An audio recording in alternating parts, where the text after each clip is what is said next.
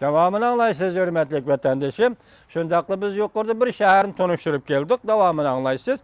Hükümetle yer setip, yer elip, yaki öy imaret ticaretinin bacelip can saklagan idi. Lekin yakın kışki yıldan biri öy imaret ticareti sahipleşkendiğin kiyen hükümet yer setip payda alırgan işme kalmadı. Bazı kerimet tüvellep gitti. Yerlik hükümetle kıyın ahvalga düşüp kaldı. Bu şehri karıştık bazı nahiyelerde hatta maaşını tarqıtalmaydıgan halga düşüp kaldı. Hatta sakçılağın maaş tarqıtalmadı. Bu yaman boptucu mu? Bu şehir sakçılağın maaş tarqıtalmış hükümetine kim kalktaydı? Atalmış teröristler kim zər verdi, kim tutkun kıldı, ya seyahat bağa Uygurları kim atadı?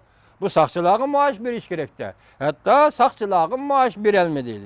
Bu şehrin devletlercilik bir türlü kuruluş işi işten toxtab kaldı. Ben tahminen bir neçə 100 milyar dep hesaplısam, bunun içinde cemiyetke qarız, cemiye şirketlerge qarız, şahsi şirketlerge qarız, şahsilerge qarız bulup kalığınız zadı qançılık. Ben bu nesilleге hesaplap veremeymen deydi sayahatçım. Sayahatçı şehirlik hükümetinin aldığı kilip qarız söyleydiğen adamların ayıqı üzülmeydiken kilip dururken 3 üret durup qarız dava kılıdiken deydi. Şehirlik halıqның bir neçə öy imaret ki kəsbinin uzul kisil yimirlişige erişip her dercilik yerlik hükümetle tuyuq yolga kirip kaptı. İktisatның çekinişi adet halık durmuşu intayın zor tesir körsetken. Bu şehirde sanat terakki kılgan köp yıllardan beri şehir halkı işsiz kalgan. Şehir halkı işsiz kalmagan. Her ayda 2.000-3.000 yuvandan maaş alattı. Hatta 5.000-6.000 yuvandan maaş alattı.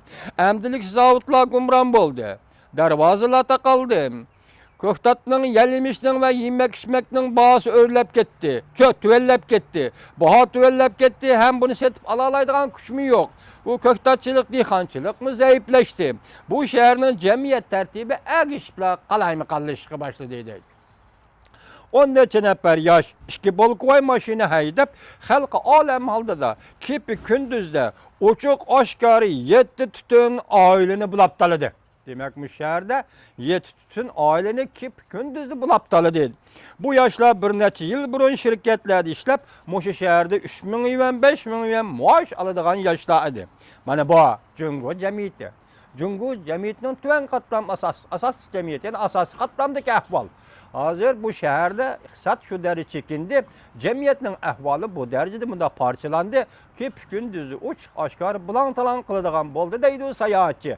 Bu şehir kaysi, şimallık şehir kaysi, Cungo sanatının menbiye Cungo sanatının başlayan şehir kaysi, bu elbette sizlerge məlum. Bizden perizimizce bu şehir, şarkı şimaldaki Şinyang şehridir.